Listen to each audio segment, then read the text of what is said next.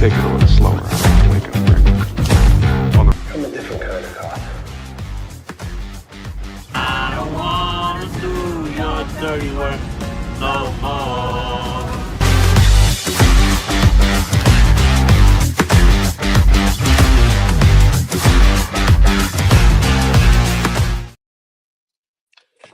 We are back. Yeah, not to date this episode, but this episode is directly after my top 40 YLS horror, the first episode. Uh, I'm mentally drained overall. Um, to cram that many horror movies that I didn't like plus TV.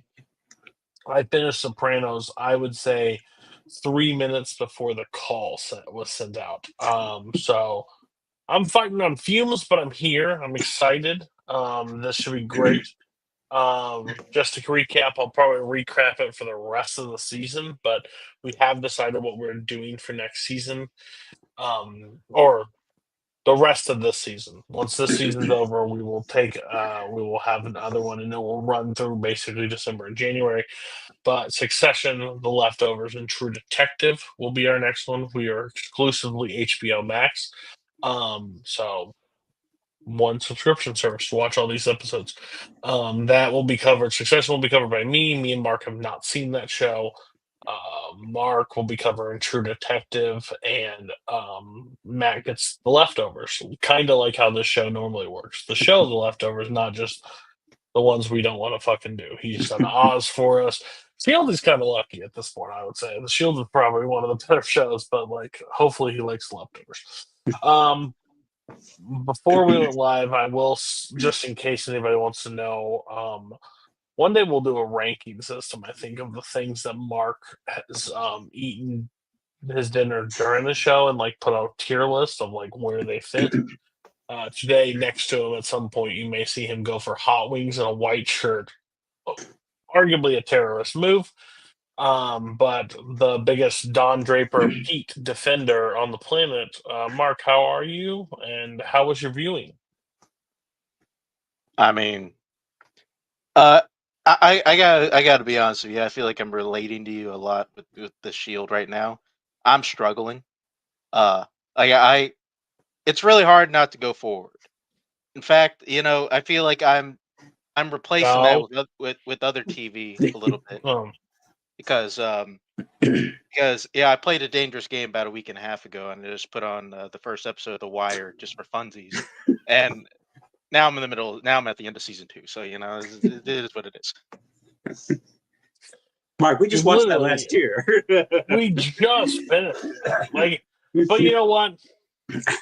Why are you saying just finished it? It was like a year ago. On. Like, what do you mean? I literally saw a clip of the Walt underneath the thing. Where's the money, Skylar? Where's the money? And I was like,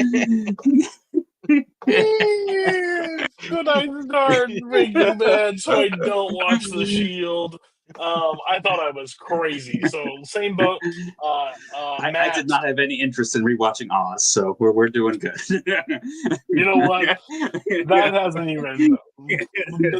I forgot that existed.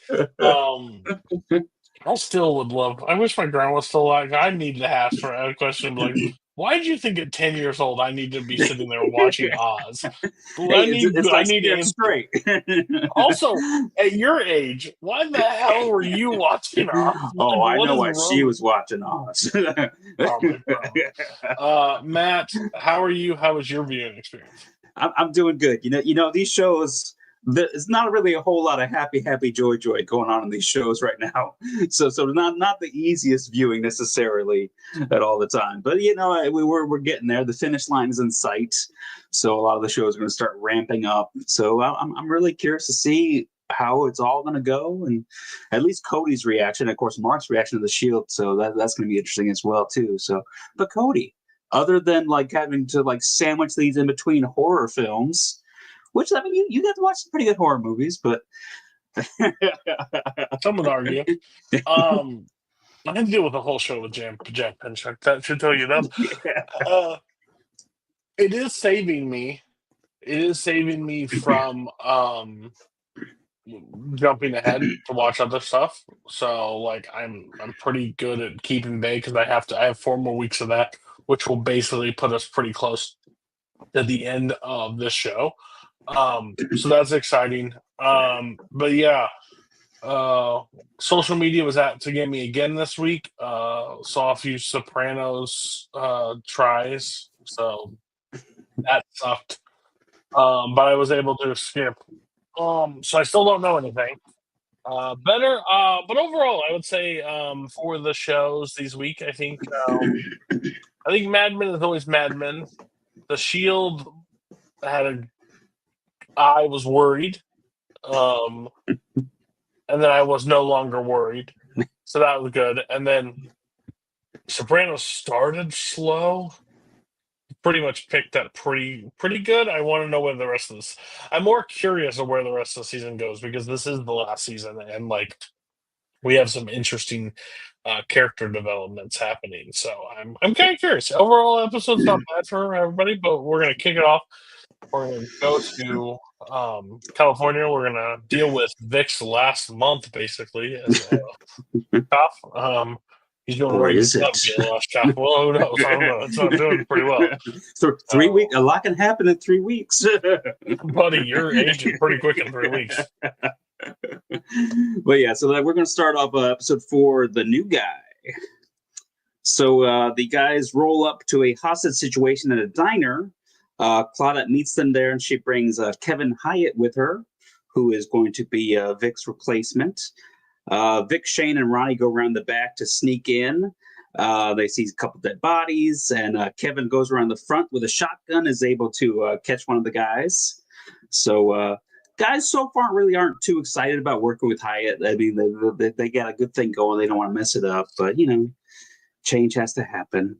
Claudette tells Vic that she has set up an appeal to Vic's retirement in 2 weeks to see if he can stick around longer. But she says that he has to prove it to her that he can work with Hyatt. Which Hyatt, he's like, what's up with this? I thought I was taking over.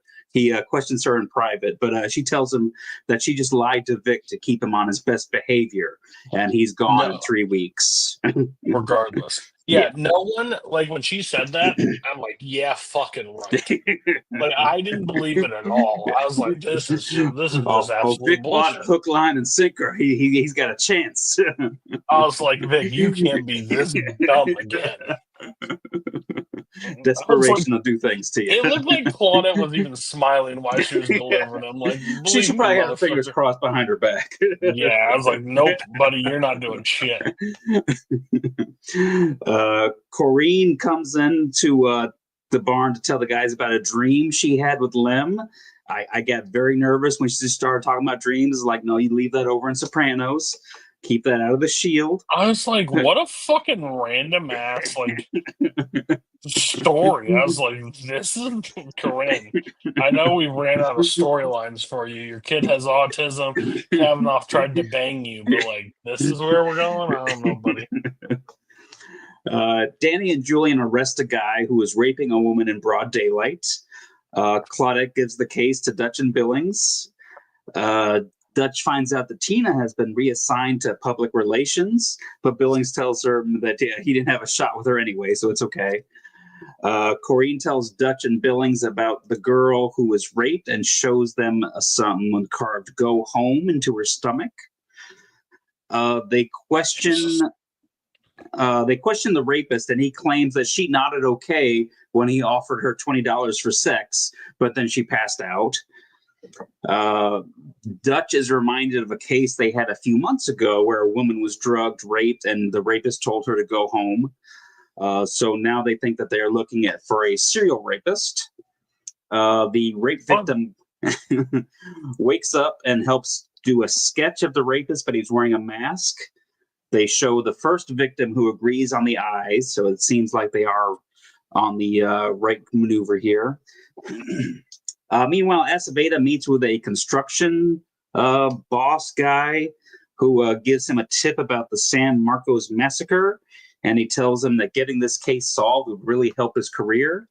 So Aceveda gives the information to Claudette, and lets her know that he pulled some strings and got the case reassigned back to the barn, which she wasn't too happy about, but she's stuck with it now.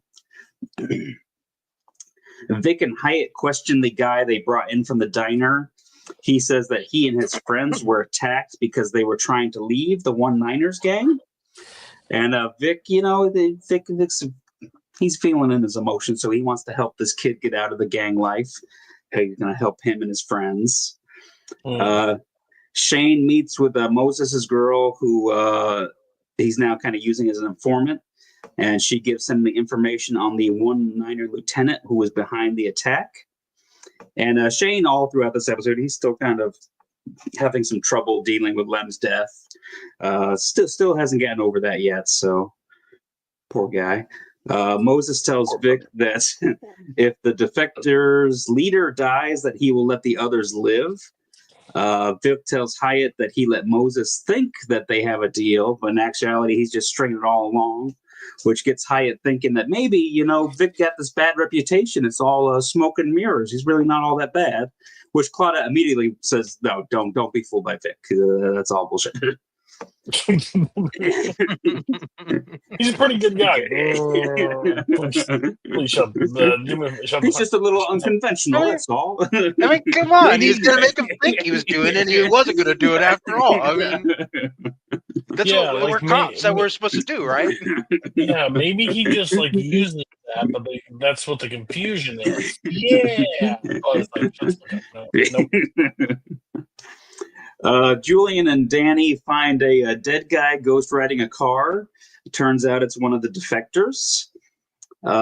Vic, Shane, and Ronnie track down the other defectors, including the leader, but find out he's been shot. They try to get him to the hospital, but find out that it's too late and he dies. And Vic, at this point, he's just overwhelmed by everything that's been going on between Lem and killing the one guy. He just loses it. He starts trashing the room, yelling at Corrine through the window there, asking about her dream and all this stuff, and just not a good time for Vic. And that's kind of the end of this episode. I really summed up a lot of that real quick. Yeah, but yeah, this was an episode. They kind of a lot of filler kind of stuff. But yeah. Yeah, overall, I think it's a fine episode. I don't think it's the best that the Shield has done, but I think it's hard, especially this long established, as introducing any character and make them a focal point. Because I'm just sitting there like, you can just fucking leave anytime now. That'd be great. You're too much of a pretty boy to be in the strike team. Yeah, dude, you gotta look like your parents could possibly be siblings to be inside the strike team. They're all a little rough around the edges. But I don't like Claudette as the leader of the thing. I kind of like them as detective. It kind of just makes me not like Claudette, which is not what I wanted to happen. And I feel like we're missing a little bit. We're getting a little too less of Aceveda. So, and I think the Shield is better when the foil is with Aceveda in the mix, and he's kind of just floating around. So, yeah. They're stretching really hard to just keep him somewhat involved in the story. Right. Which I understand they can't make him still the foil. It wouldn't make him sense to make him real foil play. But Kavanaugh was bad, but the great thing was the influence with Aceveda on his side. You know what I mean? So, yeah. Yeah, I gotta be honest. Just in terms, I want to just touch on the Aceveda thing you brought up. Just whenever I was watching the show at first, I think I did notice that at some point, I think he did.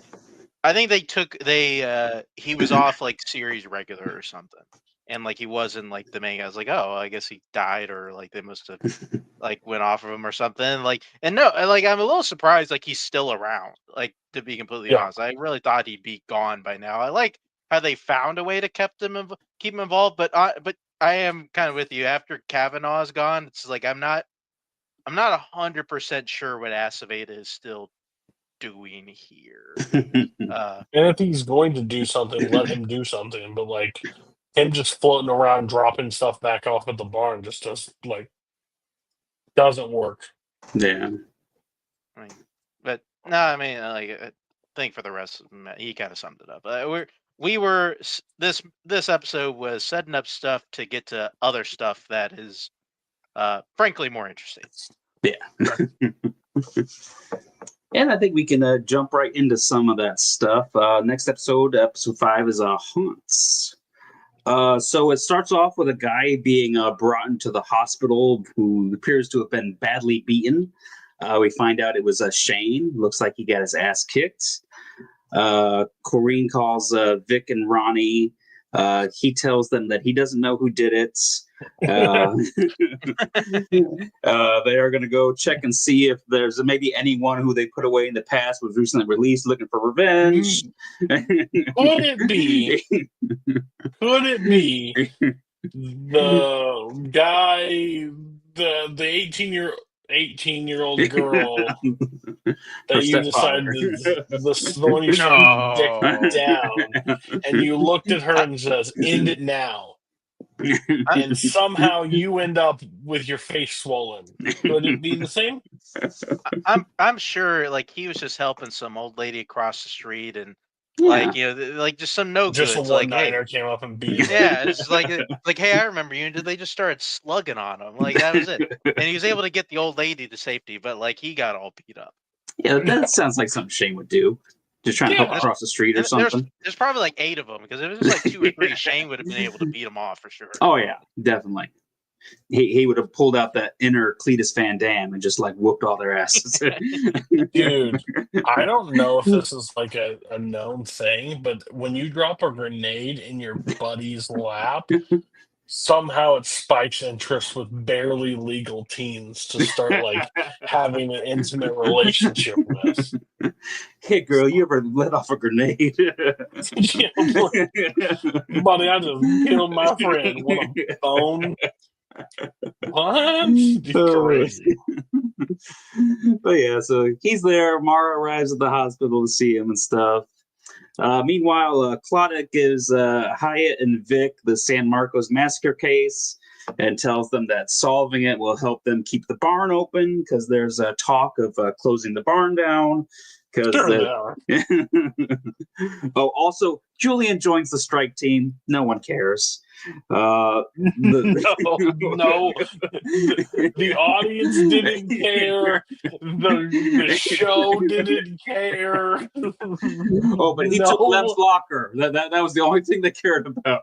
He sat in there and looked over and like, I kept forgetting during these next 2 episodes. Oh yeah, Julian's there now.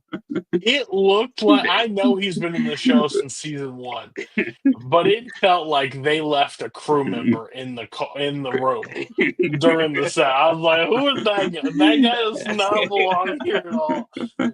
Well, Julian, he was in the first 2 seasons. Whatever happened to him? He was trying to get pregnant, and now he's a member of the strike team. And guess what? No one cares. The cameraman does not care on set. I was like, oh shit, it's a 4-person shot. I keep forgetting. I just like throughout it, everybody is going to Julian. The fuck are you taking notes for, man? Like, we don't do notes. Buddy, give me my acting note after the set. Like, no, I'm in the scene. No, you're not. Crazy. So yeah, the strike team, they go out and they question Guardo's number 2 lieutenant. He tells them that the Mexicans killed Guardo and the Salvadorians are looking for revenge. Hyatt asks Dutch about Hernan, but he tells him that Hernan was an undercover Fed and it's a dead end. He talked to the one lady and she said we can't talk to him. Hyatt then goes and somehow gets permission to talk to Hernan, which the strike team, they go and they talk to him. He tells them that the San Marcos massacre was an internal beef between the Mexicans. He also tells them that Guardo didn't kill Len and he was in Mexico with him at the time, which Vic believes this guy. He believes what he's saying, and now he's starting to think that they made a oopsie daisy with Gordo. No. Vic and Ronnie talk to Moses, and he tells them that Shane was hooking up with the girl, and that may have gotten him a beating, but it wasn't from him. They go to see her, and she tells them that she told her stepdad about Shane, and he was not too happy about it. Back at the hospital, Mara gets Shane's stuff from Corinne, and she gets upset when she sees he's got a bunch of condoms in there. Since she's pregnant, so she asks why he needs the condoms, and he pretty much kind of confesses that he was cheating on her and apologizes, but she storms out of the room there. And I'm sorry, baby, I still love you. Meanwhile, Aceveda brings his construction buddy Cruz to meet Claudette and get kind of an update on the San Marcos massacre, which she does not appreciate. Aceveda just bringing people in there. And Carl Weathers is back as Joe. He comes to visit Vic. He asks for Vic's help on a job getting some people to move out of their apartments. Vic takes a look, but tells him he can't help. But then when Vic meets the ex-cop that Joe is going to be working with on this, he decides that that's not going to be enough, so he's going to go with them because he doesn't want them getting killed or anything like that. So they go to these apartments, and the ex-cop that's working with them, he gets a little rougher than even Vic likes. So Vic kind of just has to check him. And then after they're all said and done, Vic tells Joe that he's not interested in helping out on any more jobs like that. Meanwhile, back at the barn, Carlos, a counselor from a children's shelter, brings Dutch a list of runaway kids that he thinks could be at risk of attack by the serial rapist. He also tells Dutch about his daughter, who went missing 3 years ago, and Dutch tells him he'll take a look into it. Billings, meanwhile, sees that happen and is like, I'm pretty sure that guy fits the profile that you made for this serial rapist, which causes Dutch to do kind of a double look and agree with him. So they end up talking with him in the interrogation room. They show the victim the tape, and she says that is definitely the voice she heard when she was going through her trauma. They go and search this guy's place. They find the house is kind of a wreck, but his daughter's room is kept in pristine condition, and it has a padlock on the door. They go back and talk to the guy about the evidence they have on him, and he's kind of, you can pretty much tell he's guilty, but he says he's only going to talk with them if he can talk with a reporter there, because he wants to get the story about his daughter out there so he can get his daughter found. That's why he's doing all of this. He then confesses to that he molested his daughter, and that's kind of why she ran away in the first place. So yeah, he's going to jail. And then later on, Dutch tells him that they did run the news story, and they got a call from another police station that they received an anonymous phone call, and it led to his daughter's dead body. So he gets some closure on his missing daughter. Yeah. And he can be happy in jail. Shane tells Vic and Ronnie that it was the stepdad that jumped him. So yeah, we figured that one out pretty quick. Shane asks them if they ever think about coming clean about everything, which Shane and Ronnie don't like the sound of that. Shane decides he doesn't want to hurt the stepdad. He just wants to forget about the whole thing, and he has them drop him off at his house. When he gets there, Mara tells him that the other girl called his phone looking for him to make sure that he was okay, and she pretty much kicks him out of the house. But then later on, towards the end of the episode, Shane comes back apologizing and begging for her to take him back. And he's kind of pulls out a gun at one point. I don't know what he was thinking of doing, if he was thinking about shooting himself or who knows what. He ends up eventually breaking down and telling her that he killed Lim. And he said pretty much ever since everything just keeps going wrong. And she kind of comforts him a little bit as the episode comes to a close.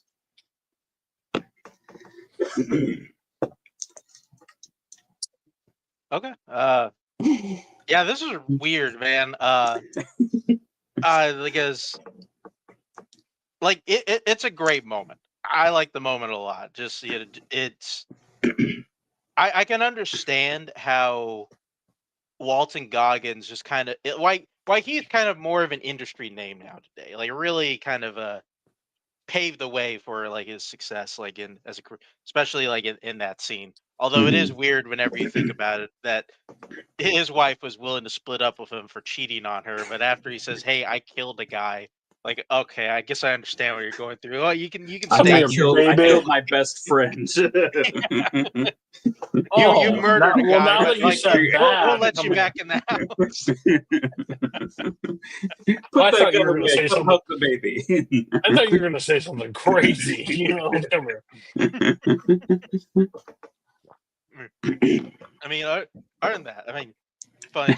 I will say, thing is, I was not expecting to like Billings at all throughout the Billings duration of grows the show. on you. Billings has some good moments in this episode. I gotta give my guy some credit on that one. Like, I mean, he had one on that day, which that dad is lucky that we do not make side characters bad guys of the week. If we were, that guy's a shoo-in. Like, I don't think there's much of a contest for that one, but I mean, he's just trying to get girls to go home. Yeah. Oh, Yeah. Not. I love that they're recording that thing, and Billy is like, "I ain't fucking sitting around listening to this shit." Like, fuck off. But he's like, "I have kids." And Dutch is like, "Yeah, like once every other week." Just like, fuck that. I'm not listening to this bullshit. Yeah, I also love that Vic's like putting the pieces together. Like he's finding shit out. He's like, something's rotten. Something doesn't seem right with this whole situation. Is this one also that what's her name? What's Shane's girl's name? Mara. Yeah.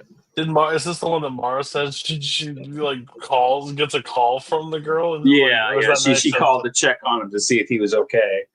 Like, what did she eat? Like, she a child? Like, what are you, pervert? Like, oh, I'm sorry, baby. Like, he comes back crying after, like, clearly dating a younger girl, way younger girl. She's pregnant, kind of lied to him. And is like, I'm sorry, I need you to get me back. I killed Lim. Oh, honey, come here. No. Sorry, we messed up your line. I think it's like, go fuck yourself. Have a good one. Like, no, but it's not. It's so weird. But yeah, I think it's building. The next episode's great. So. Yeah. I did think it was interesting that they had Carl Weathers come back. I can understand why they did it, kind of show like Vic, like, hey, maybe this could be Vic's future after he's done with the police in 3 weeks. But I don't know if they executed that very well. It just kind of felt like they threw it in the episode here. But yeah, so it seemed like it would be in the last season where they just cycle through. Like Glenn Close shows back up, and this part, like, let's run through the heavy hitters. I mean, Glenn Close still is living in that house somewhere. We would assume. I will say, just as like mainly because I do know what happens at the end. I have seen the finale. I do think that the episode does kind of fit. Like, just for that reason. I mean, You're a scumbag. It was a TV event at the time, Cody. Like, I think everybody watches Shield now. You gave me guys shit for just like jumping in shows and like the no, middle. Yeah. Well, here's the deal. I gave you shit because I think it is crazy. Mark's just a hypocrite over here, apparently. I didn't even know the show existed. I mean, I listen. You said around TV FX all that entire time. I was around FX a lot when I was a teenager. Okay. Yeah. No, when you were a teenager, you were on Spike TV. Don't lie, you pervert. I mean, there was 2 channels away. Like, it was definitely. I mean, we got to watch some Blue Mountain State. So yeah. Coming soon. No. But yeah, so I think that'll take us to our last episode of The Shield this week, episode 6, Chasing Ghosts, which starts out with another familiar face. Vic goes to see Antoine in prison. Which it looks like Antoine pretty much got a lot of his perks back now that Kavanaugh has been arrested. Vic accuses Antoine of having Lem killed, but he tells him that he had nothing to do with it, although he wishes he had. And I don't know if we see him again. This might be the last time we see Antoine, but it was good to see him again. Still one of my favorite lines from when he said, "I had pussy this morning, and not the jail kind." Like, what a line! And yeah, and the show had to prove that to us. Oh, like, Yeah, they did. It's like we don't got time for the foreplay today. Oh yeah, so Vic and Ronnie tell Shane that they are back to square one, trying to find Lem's killer. But he kind of just brushes them off. He says he just wants to forget about it and move on. I don't know why he wouldn't want to look for Lem's killer anymore. Vic and Ronnie talk about some of the weird stuff that Shane has been doing and saying recently. Ronnie tells him about the thing where he's like, what if I accidentally had a grenade with me and it just accidentally went off? Which he thought was kind of stupid at the time, but Vic and Ronnie agree. Wait, maybe 2 + 2 is 4. So they think about the bust and how many grenades they had, and they both agree that the count that Shane had was 73 grenades. So they just need to confirm that there are still 73 grenades in the evidence locker, which later in the episode we find out Ronnie reports back to Vic that all 73 grenades are there. So they're both relieved with that. Sure. Vic lets Dutch know that he can stop pursuing Guardo for Lem's murder. Based off of what the one guy told him last episode. Corrine calls to ask Vic why Cassidy doesn't want to come stay with him, and he tells her he'll figure it out. So she brings Cassidy by the barn, and Vic talks with her. Cassidy's heard about all the stuff that Vic has been accused of, and she doesn't want to be around him anymore. And she also overheard her mother talking about Danny's baby. So Vic talks to Danny about Cassidy, and she says this is why she wanted to do all this stuff on her own. But then later on, Vic brings Cassidy to meet Lee, Danny's son, which I guess we can now confirm is also Vic's son. Stop. Shocker. Stop. Wait, who won the pool? I don't think anyone won the pool. She got to keep all that money. It was rigged, I tell you. Bullshit. Then Claudette puts the strike team on the murder of a city controller's daughter. I don't know what a city controller is, but it sounds like a high-profile position in the city government. Aceveda tells Hyatt that they can't sully the daughter or the family's reputation. And Vic tells Hyatt that they will find out what happened and go from there. So they follow up on a phone number that was found in the suspect's apartment. They get the lady there, and Vic asks her if she was getting drugs from him. And he searches her for track marks, which he ends up finding under her skirt. She then texts the dealer, and they wait for him to respond.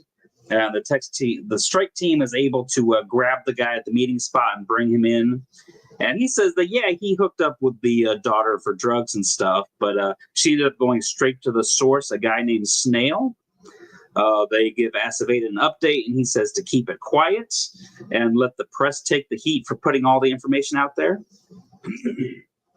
The strike team goes to Snail's place and gets shot at as they get to the door. They do manage to get in, and they manage to get the guy. They arrest him. Vic wants to take him in solo, though, in case there's any heat. He doesn't want the other guys to get affected by it.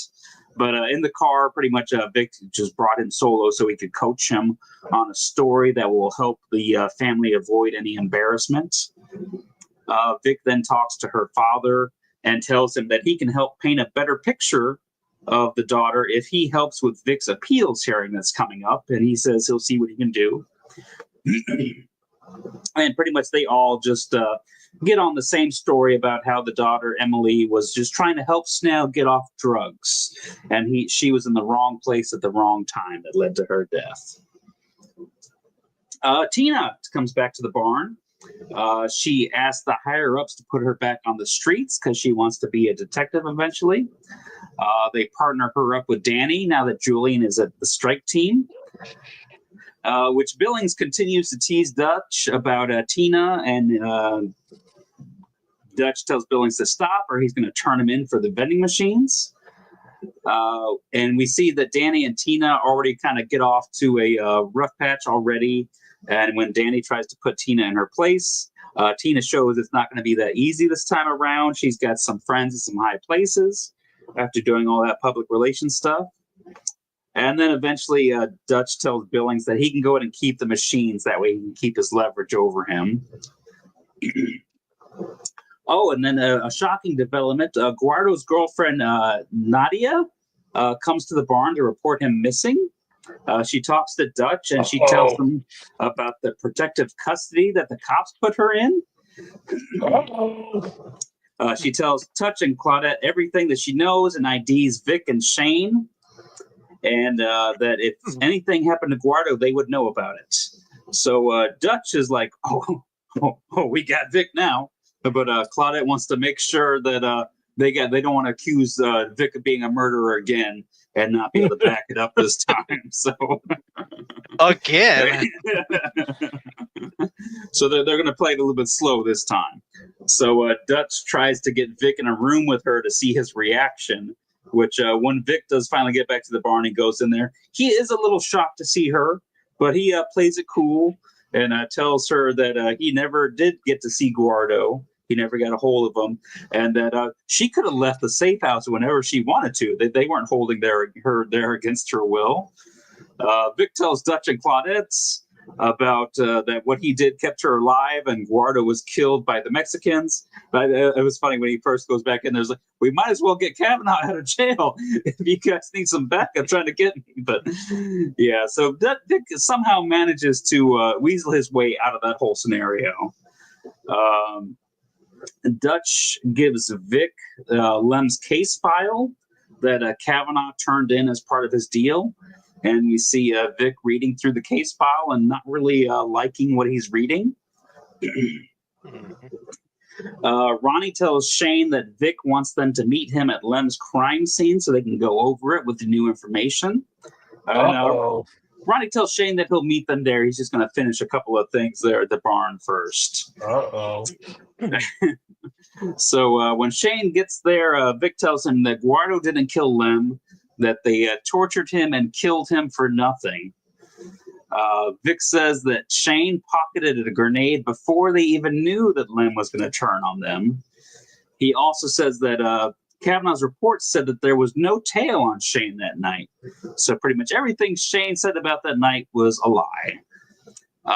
Shane's pretty much not even going to fight it. Shane tells him that he did what he thought was the right thing to do at the time, what he had to do at the time. And at this point, they just both break down. They start arguing with each other. You can just see the emotions between the two of them is just out of hand.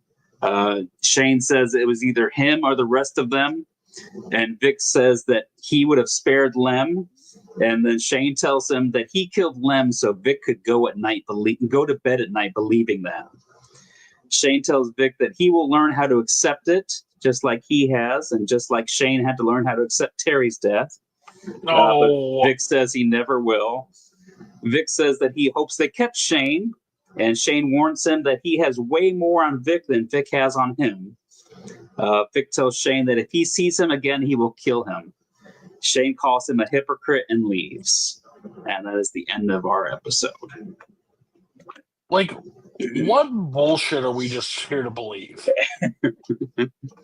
Harry and Lynn are not the same, even remotely close. The only thing the same is they're both cops and each one of them killed one. The problem is one was the friends, the other was a snitch on them. Like, what are we doing, Shane? You're an idiot, you're a moron, and you're going to get caught out. And now... He just did what he thought he had to do at the time. Sure. Lem was going to either turn on them or he was going to get brutally killed in jail. He was trying to help his friends. Let him die in jail. It's not at the hands of you Goomba. It was a mercy killing with that painful grenade death. I'm surprised he just didn't go to Vic and go, I'm sorry, I need you to take me back. I'm sorry. I put that like, damn it, that worked on my wife. Why would it work on you, Vic? I acted like I was bringing him food, and then I just put a grenade right in I his didn't even let him dick. eat his food. I killed him, fucking man. Like, what are we doing here? Like, what the fuck? When she showed up at the bar, and I was like, It's like you guys didn't think that was gonna happen. we Eventually. ran the body. We did really good. That's the one thing we didn't clean up. Oh yeah. So, but I think it's a great episode. I don't know where the show goes from here. Like, now that Shane and Vic can't be around each other, And we still got like a season and like a quarter left. Excuse me. He's got a month left. What? Vic's just going to jail because he was shooting Shane right in the fucking head. Also, why wouldn't you just kill him there? I mean, Shane is still his friend too. So I mean, it's a lot of emotions for Vic. But what did he mean by "if I see you again, I'm going to kill you"? Well, he's just giving that us was a just chance like to get away now. it's like when I call Mark a terrorist. Like I don't really call the government. Like, hey, I know a guy. So, we're saving that for the finale when someone just busts in the door at Mark's place. Gets fucking swatted. Yeah, Mark and Chuck. I hear you're a terrorist. Put down the chicken wings and come with me. Yeah, this is I really wish I was watching the show like just weekly. Watching that scene just in real time would have been really awesome. Just a masterclass of TV acting just there. I really expected for like I don't know Vic to just kind of go rageful on Shane. Like it's a way more impactful scene where he is too caught up in his emotions and he's just kind of giving this look at him that like why have you betrayed me this way. It makes it a lot more hard. You've done this. I can't believe it. And I just love Shane's line about like you would have done it if I didn't do it. You would have eventually had to do it, which I think makes the character of Shane. I think it just over like that.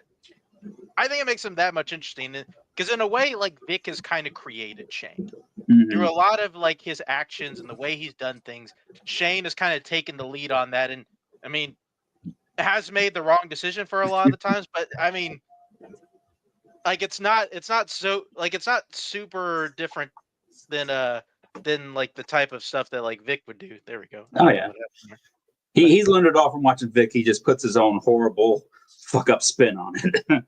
But then let Vic be the one to do it then, Shane. Yeah, but Shane also thinks he's a leader. Shane thinks he's a leader, which is crazy. Like that is the crazy thing about Shane. Like he thinks he could do this on his own, like if he had to. Shane didn't want Vic to have to do it because he knew that would have crushed Vic. I don't. Yeah, I like the word. See, episode. What the fuck has happened in these next 4 episodes? Like what? Where's this gonna go? I remember this moment from the season. Fucking flashbacks. I don't remember what happens in the next 4 episodes. So we just get flashbacks for the rest of it. I do want to add something real quick, even though it was sort of last episode when we talked about Julian making the strike team. I thought it would have been interesting, I think a couple seasons ago, if Julian was on the strike team, because like they had that arc of him when he was trying to kind of like fit into the cops a little bit with that. And I thought around then, him doing that and maybe Vic helping him out. There's like a story of Vic helping him out, like in season 3. Maybe him turning Julian around that time would have been kind of an interesting throw in there. Especially since Shane was kind of on the outs around that time. That would have been interesting. It did feel like we waited a little too late to bring Julian into the strike team. Yeah. Now it just feels like I don't know what we're doing here. This feels like a weird fit. I don't know if they know what they're doing right now.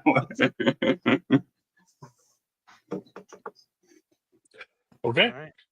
Time to go to New York, I'm assuming. Oh, might as well. Oh, there's 2 bird pics. Okay, yeah, let me pull that up and as I sure as hell did not delete it. Let's hope I didn't. Man, on the fly. That was talk about a 2.5 hour episode of just Mad Men where Mark's just free balling. Yeah, Don said something witty, then like slept with some girl. Yeah, he got angry like Megan doing an acting scene, and then he continued his affair. He lost. They lost some stuff. They got some stuff. They like yeah. Something about the ketchup Bob is still guy. hanging around the Oh, hallways. all right. Yeah, let's go. Episode 4: To Have and to Hold.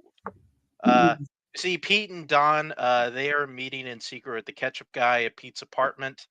They are not heeding the warning of that the sauce guy, the Heinz sauce guy, who said like he'd murder their family if they talked to the ketchup guy. Like, no, it's ketchup. We're gonna try and get this business. We then get a look into Dawn's life. She's planning a wedding for her friend, and kind of her talking about like how life is like at the doing at an ad agency. We then see Joan meeting up with an old friend. She had a meeting with Avon, and I guess like she's kind of trying to move up in the world because I think she's gone about as high as she can, like in the business she's in. Kenny goes to Harry to complain about his father-in-law, about him like kind of going about how everybody hates Dow Chemical because of the war. And what do you know? Harry thinks he can actually help with that because even though Harry's a scumbag, he's kind of good at his job. Uh, Dawn and Stan then begin working in secret on the Heinz account. They are kind of keeping that pretty close to the vest. It's pretty much only Dawn, Stan, and Pete working on it, see if they can get it. We then see Megan learn that she's going to have to do a love scene for the soap opera she's in. And like she's excited. It's going to probably move up her spot, but she's also kind of wondering what to tell Dawn about the whole thing. What's she going to do there? She does tell Dawn, and Don is like, I don't know what you want me to do about it. And he's also a little uneasy about it. He doesn't really know what to think about it. Uh, just kind I of, think his line is, I can tolerate it, but I can't encourage it. yeah, like he's, like Don, like he's a faithful guy. That's what people don't realize about Don. It's going to be hard for him to see his wife Mm. with another man, but Yeah. We then see Kenny and Harry. They pitch a variety show with Joe Namath to the Dow Chemical people to kind of bump up their likability. They end up liking it. Harry was able to sell that. But then Joan then confronts Scarlett about getting Dawn, Secretary Dawn, to punch out her time card early. Said, "Hey, I noticed you left her. You left early, but I wonder what was going on." She goes and asks Dawn about it, and Scarlett then tries to get to Dawn before then, but of course Joan catches her. He says, "All right, Scarlett, you're fired." And they say, "But everybody does it." Like, I don't care. Just get shit and get out of here. So she's all upset. And just as Scarlett's walking out, Harry runs into her.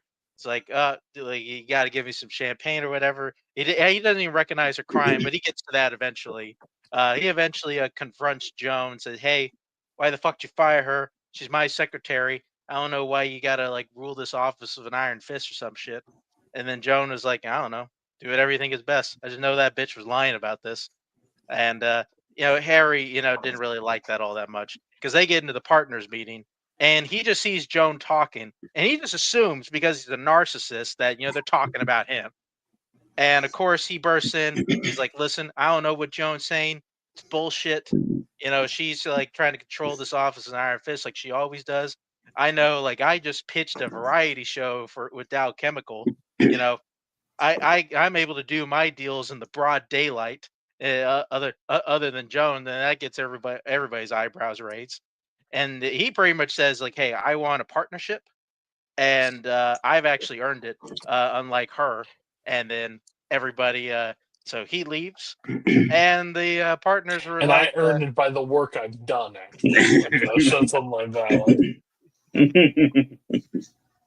yeah, the partners are like, "Well, we don't need to fire Scarlett. You already dressed her down enough. That's fine." And they didn't really talk about Harry after he left. So like they still don't really give a shit about him. Yeah, don't need to get into that. Joan then goes out with a friend. She meets a man at a diner. and they end up third wheeling to. She ends up third wheeling to some club, making out with some guy. She had to just blow off some steam. Oh, he didn't want her to be a third wheel. No, he did not. But it's just Hey, let's find out who kisses better.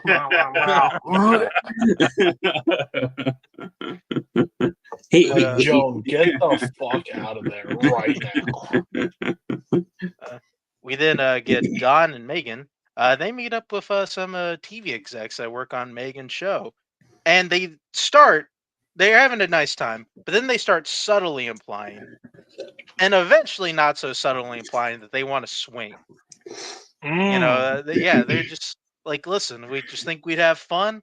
You guys want to do some drugs? We can do some drugs and hang out in the morning. I make good and Megan and Don are just weirded out by the whole thing. So they're just like, nah, we don't gotta do this. We'll just go home. Like, we're good.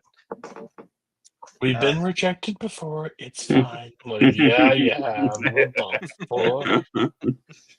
Dude, I came here with a fucking dessert. Like, what the fuck? They then meet up. Bert and Roger end up meeting up with Harry. They said, "Hey, we appreciate the work you did. Here's a check for about $24,000. We're gonna have to take a rain check on that partnership, though. We're not gonna do that." And then it's like Harry's, well, that's total bullshit. It's like, oh, you're gonna get back the check? Nah, fuck no, I'm keeping the check. This is mine. Oh, I hope no other partnership recognizes my my ability to do stuff, and then they kind of agree that was maybe the most impressive thing that Harry's ever done. Don and his team have their Heinz meeting. It seems to go well. They do have some kind of inspired idea of kind of maybe show tantalizing you with the ketchup imagery, so to speak. It goes pretty well. But as they're going out, they see CGC with Ted and Peggy out there waiting for them, who also had a Heinz. And then, while Don is kind of perking his ear up against the door, he hears Peggy's pitch about ketchup. And, it's a little bit better. It's a little bit better. She pulls her own Don impersonation, and then she's able to land the account right there in the room. We then see Don apologize, Secretary Don, go to apologize to Joan.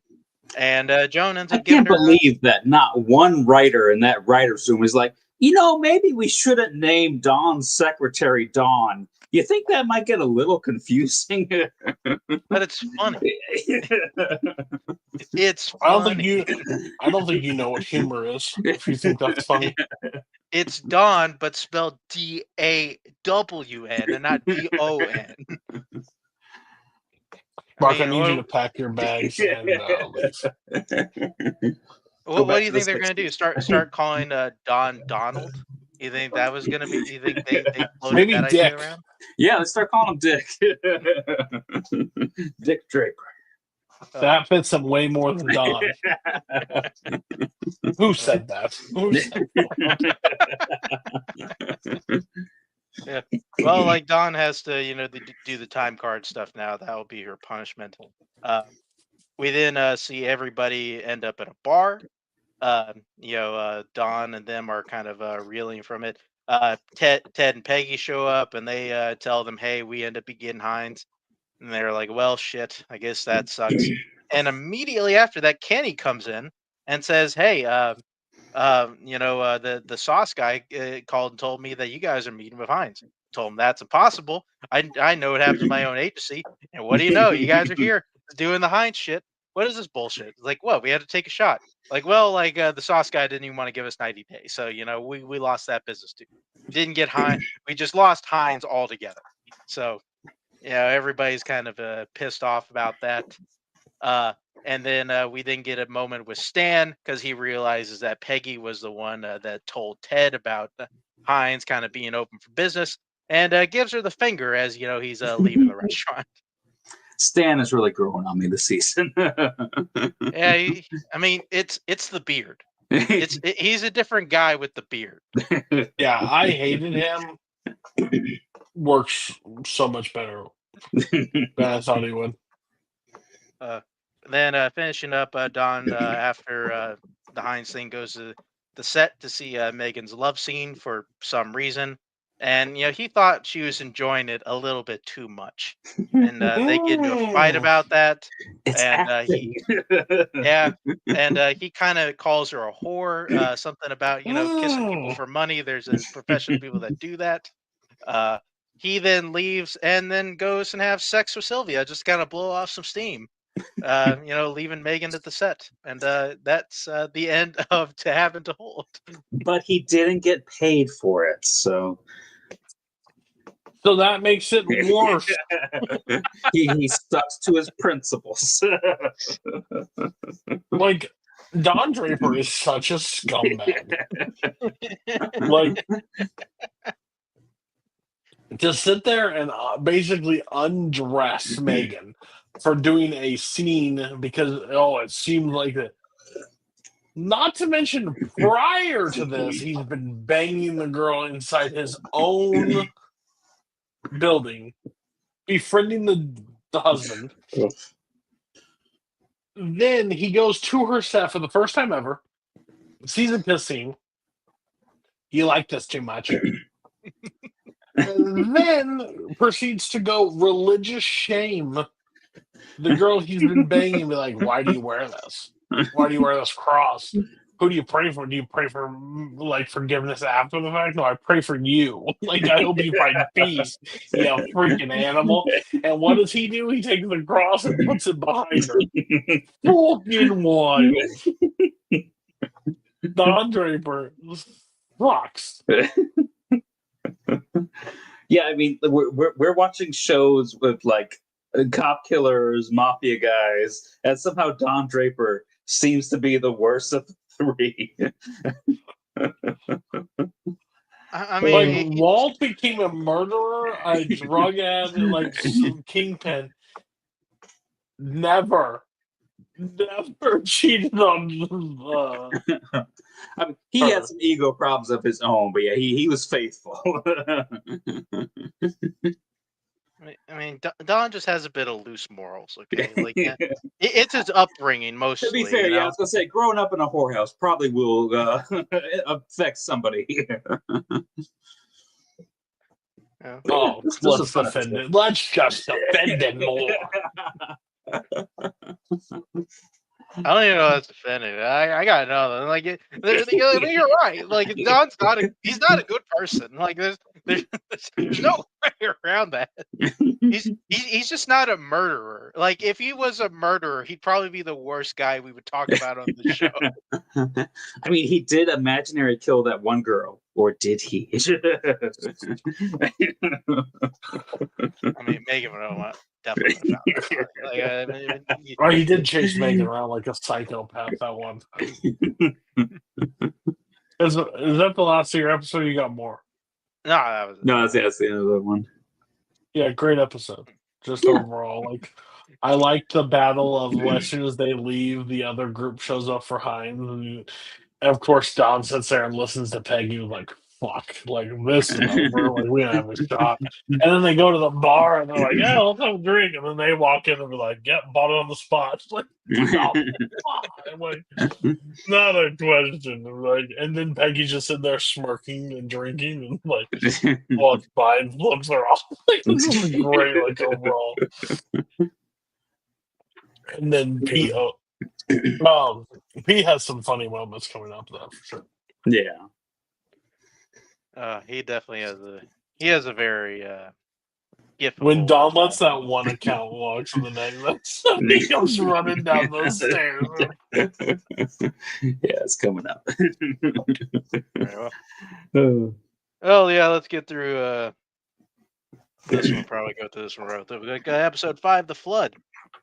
Throughout this episode, Pete and Abe are looking for a new apartment. They start out with this really nice one on the east side, and then Peggy's realtor just kind of gives her some really bad advice on getting it. They end up losing out on it, and then Abe is like, well, I imagine us living in like a poorer part of New York with more interesting people. And then Peggy is like, oh, that sounds nice, and she kind of buys that. And that was sort of it for that apartment talk. We'll see more on that one later on. Ginsburg does go home. Finds his dad trying to set him up with some school teacher. He's a little bit set aback just because, like, yeah, she was good looking. He's not prepared. He's like, I don't know why you're doing this. I don't know why you're doing this to me, Dad. Then see Don and Megan go to some advertising awards. I think it was called the Andy Awards. I don't know what that is. We see Megan kind of catching up with everybody there. She's catching up with Peggy. It's also, I believe, it's the first time we actually meet Jim Cutler from the other C in CGC. So we kind of know who he is. And then while at the awards, they get a guest speaker of Paul Newman. He's speaking and he's endorsing some guy for president. He didn't win, so it's not really that important. But however, one guy screams out, "It's like, hey, Martin Luther King has died," and there's like, "What the fuck? Who just said that?" And of course, we then see the news blurbs everywhere. Martin Luther King has, in fact, been killed, and we are seeing everybody's reactions to it, like Ginsburg on his date, and Henry, and he's kind of going to work. He's worried about rioting in the city. See Pete worried about Trudy. He calls in, checks on her, and he tries a couple times see if he can come home for the weekend or that day, and Trudy just kind of shuts him down. So he ends up feeling really sad. Don and Megan are then watching the news from home. We see kind of in a small blurb that Megan actually did win an award for her work on the Heinz beans. Don tries to check on Arnold and Sylvia. They were going to be in Washington around that time, so he was a little bit worried. See Don and the crew. They have some meeting with this weird property and casualty insurance guy. Said like he talked to the ghost of Martin Luther King. It's really fucking weird. That guy's in Lost. And they kind of kept up the weird mojo there. I don't really know where they're going with that. Betty then makes Don get the kids, even though there's a lot of MLK fallout. He's like, the fuck? Like, I guess it's fine. Henry said it's all good over here, so we're gonna go. It's your pick up the turn. kids. Come get these kids. We can come bring the kids to the battleground city. We're all right here. Sally and Megan then go to a vigil in the park. They didn't really want to sit around and watch TV anymore, but Bobby said he was feeling sick, so him and Don ended up staying behind. And because Bobby was messing with the wallpaper, and Betty got all bitchy about that. Great moment. His punishment was not being able to watch TV for a week. Don is like, well, he can't watch TV, but he probably can go to the movie. So let's take him to the movie. What was the exact words your mother used? I kill things and I can't watch television. Next scene, fucking at the movie theater. See, Don's not that bad of a guy. Good dad. Oh, yeah. Redemption. Which crazy weekend. This around the same time because he took his kid to see Planet of the Apes. I was kind of curious at the time frame lined up on that one. So he ends up taking him there, and him and his kid ended up having a good time. He seemed to like it. Had run in with a guy who worked at the movie theater about people going to the movie theaters when they're sad, stuff like that. I already got that. Oh yeah, and then Henry says they have approached him to run for Senate. Betty says it's what she's always wanted for him. So Henry's ready to kind of pursue more prosperous political landscape. We then see her being a bit self-conscious, knowing that she's going to have to kind of go out and kind of present herself. If he's going to be running, she puts herself against one of the dresses she used to fit in, and so she's feeling self-conscious about her weight again. Then Don does have a moment with Megan where he talks about maybe he's not cut out to be a dad or some shit, or dads faking loving their kids or something. It's weird shit that Don would definitely say when he's really hammered. We then end off with he sees Bobby still awake, and Bobby mentioned something about him being worried that somebody may try to kill Henry. But Don is like, don't worry, Henry's not that important of a guy. It's never gonna happen to him. So that's really going to help out Bobby when he finds out that Henry's running for senator. So he'll probably go through it there again. And yeah, it's pretty much the end of the flood. Yeah, Martin Luther King died. That's basically the whole crux of the episode. They saw Planet of the Apes, which is cool. Yeah. Other than that, Pete is alone and sad, so that's fun. Couldn't be better. Couldn't happen to a better guy. Overall, good episode. Yeah. Like nothing bad. It was just like in this season, like this show at the time frame it takes, like there's gonna be big events, and it was like, whoa, Don Draper and the group did not recognize that Martin Luther King died, like racist. Like, so they have to like do episodes devoted to historical moments. Roger should have brought back the blackface to memorialize Martin Luther King. I think that would have been a touching tribute. Technical foul.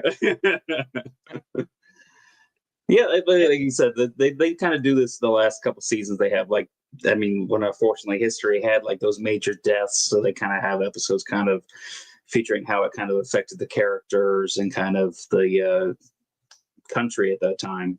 Yeah, so it was interesting kind of seeing how the reaction to everybody, and kind of having some nice little character moments, like the whole Ginsburg going on a date with no game at all. Oh, that girl, when he's like, I'm a virgin, blah, blah, blah. And she's like, let me be honest with you. It ain't happening. Like, I'm not saying never. I'm saying today it ain't happening. But yeah, my favorite part was definitely Don's little movie loophole and having some quality time with Bobby. So that I thought that was nice. But I do love. You want to watch it again? Like, fuck yeah! My dad would have looked at me at any point in my life and said, "Hey, you want this movie just watch? You want to watch it again?" I'm like, "Are you fucking serious? Let's go!" Like, what? Yeah, I remember watching this whenever like it just came out and thinking, "Oh, like Martin Luther King thing, maybe we done." Because usually when they have a history thing, they usually throw something interesting in the episode. And here it's just like Martin Luther King died, and it kind of everybody's just kind of sad, and that was pretty much the episode. And like I thought we get a little bit more. I'll just say that, but it makes up for next episode. Next episode we definitely get up to some stuff. Here we get into immediate release. That's what it is. Episode 6, immediate release. Some of the partners meet up with somebody concerning taking the company. Yeah, they are thinking about taking the company public. They were trying to he was trying to kind of deduce like what it was going to be. The guy was talking about like $9 a share, but like Bird is like, well, listen, like you can either get us a higher number or we'll just go and get somebody else to do it. So it's kind of up to you whether not what you want to do. So and everybody was kind of happy because like they were doing the math, and like even Joan's little part would have been like $1 million. So she was definitely on board with that. We then see Roger having an illicit affair with a flight attendant. She is somebody actually. He tries, he tries to use her to kind of help get leads in the business, but he has noticed that she's really only called him to just to have the sex lately. So he's like, hey, maybe you can help me out on this other end, or like try to hook me up with some business stuff here. The sex is good, but we need money. Then Pete gets shut down by Trudy. Yeah, a weird scene. Like they I don't know if you've been like if you end up being separated with your wife and it's like, all right, and my wife asked me to come over, I guess she wants to have sex with me. And yeah, it turns out that was a no. Like so, and then Pete said something like, yeah, you gave up on me in the wrong time. I'm about to be very rich.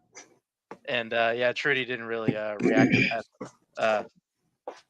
Marie is visiting for Mother's Day, so she's around. See Peggy and Abe move into like some really shitty apartment. I guess they also own like other apartments in there, so they're kind of like a landlord. I'm not 100% sure what the deal is, but like she mentioned wanting to kick a neighbor out, But Abe was like, "What? Like, what are they gonna do? Live on the street?" And like Peggy's like, "Exactly. They wouldn't be here.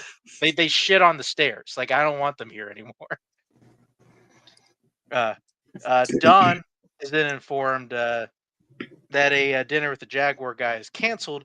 But then immediately after that, Roger then comes and tells him, "Hey, dinner's on. Pete's not invited. You're probably gonna have to possibly talk him off the ledge because like this is pretty bad if he's asking for a dinner like this." We then go into the office of CGC. They're talking about kind of their strategy going into the Chevy meeting, and the G in CGC, Frank Gleason, is like kind of a little bit ornery. He then tells everybody that he has cancer, and that kind of makes Ted upset. And he's like, "Why didn't you tell me this shit?" And he's like, "Well, because I mean, I'm done. I have to leave. You guys have to buy me out. If we don't get Chevy, that kind of kills our company." And then Ted is like, "Listen, I don't really care about that. He just wants you to get better," even though it is kind of on the back of his head, thinking what happens if we don't get this business. CGC is going to go under. We then see Roger get a call from his flight attendant lady about a possible lead about some guy, hanging out in the first class lounge. See Marie give Megan some advice about sexing up Don a bit. Uh, yeah, just good motherly advice, if we're being honest. And then see Don and the crew now then have to sit through an awkward dinner with the Jaguar guy without Roger. Was able to get Megan to come and bring Marie because Marie thought Roger was going to be there. He didn't show up, so she's more pissed off about it. We then also in the middle of that we then hear from the kind of public offering guy. They are being told that the company will now go public at $11 a share. So Pete, Bert, and Joan are really happy about that. They're about to become very rich. We then go through the dinner, and nobody's having a good time. The Jaguar guy's wife is kind of annoying. Marie's just kind of getting drunk, and then at some Kind point, of annoying. Idiot in French sounds a lot like an idiot in American. Facts. well, we established she's an idiot, so like she's not gonna put two and two together. Yeah, and as it turns out, the Jaguar guy is like, "Hey, Don, I got this guy that's really good at writing flyers at my shop. How about we bring in him, and he can help you do some of the ad stuff? That sounds fun, right?" And Don is like, counterpoint, no. And how about you just get him to do your account for you? Because if you want him to work on it, there's no really need for me to be in here. And the Jaguar guy is like, "What the fuck, man? Like you've been like on my ass like this whole time. This is dumb. I've had to do somersaults, like try to kind of work around you." He's like, "Huh, somersaults? A man your size, huh?" Like, jabbing him there. And yeah, Don is pretty much just done with him. He's like, "Yeah, we're like, fuck this. I don't really care what you think." So the Jaguar guy fires him on the spot. They end up leaving the dinner early. So as far as we know, their business with Jaguar is now concluded. Oh no. Roger then calls for Don because he has some business thing, but he gets Marie and he wants to apologize to Marie, but Marie's still not happy and she's getting drunker and it's like, "Ah, fuck you." So like, you can talk to Don tomorrow or whatever. Uh, we then also that night we see Pete. He's at a brothel with Bob, and he just finished having a good time. And who do you know? Like you run into people at the craziest places. His father-in-law came out with a prostitute, and they were like, "Oh The shit!" biggest African American prostitute you've ever seen is what he described. Listen, the man has his tastes. We all do, Like we just keep it at that, And yeah, Pete was definitely very frightened whenever he saw his father-in-law. He goes and tells Kenny about it, and he says, "Hey, like for him to tell Trudy that you were at a brothel, he has to then tell Trudy that he was also at the brothel. So, like, why the fuck would he do that? That'd be crazy. He'd be like Mutual screwing himself." self-destruction. We then, while as they're talking about that, they then get a call from Jaguar, and And Pete's wondering why the hell he's calling Kenny, so they get him on. We then see Don show up at the office, and then Pete running down the stairs. He's pissed. And running so much like he ends up tripping and falling down the stairs. A very, very slapstick funny moment there. And he's like, "What the fuck, Don? You just you got the Jaguar guy to fire you?" He's like, "What? He's gonna bring in some kid to help write copy. Like it was done." He's like, "What? Like we had a public offering on the table, and you just ruined it." And everybody's hearing that, and pretty much I think Bert hears it. It's like, "Listen, when we talk in the conference room." So everybody's furious about this whole thing, and that they just lost Jaguar, and then Roger comes in, and he's like, "Hey, I got good news and bad news." And then Pete's like Don got us fired from Jaguar, and then Roger's like, "Well, it turns out I only have good news. Then we have a meeting with Chevy." And then Don is like, "See, we got Chevy." And then Pete's like, "Don't act like you had a plan." Don't act like you had a plan. So then he's like, "All right, we then got to start working. We got to present to Chevy quickly. All right, Joan, why don't you hand me this?" And Joan is like, "Yeah, why don't you get him yourself?" He's like, "The fuck? Like, you feel 300 pounds lighter or some shit?" And then she's like, "No, fuck you, man. If I could deal with him, you could have kept dealing with him. Now I slept with this guy for basically nothing. You can go fuck yourself." So now Joan, now Don has made an enemy out of Joan. Well, Joan asked a real question. She's like, "What? When is that I gonna turn into a we? Like, we do all this shit all the time and just live with your consequence. Like, we're all under what you decide to do without thinking the rest of us." Watching the Don Draper show from the sidelines. Yeah. All right. Because we're all cheering for you, but you have no interest in us. Like, fuck yeah, Joan, get into him.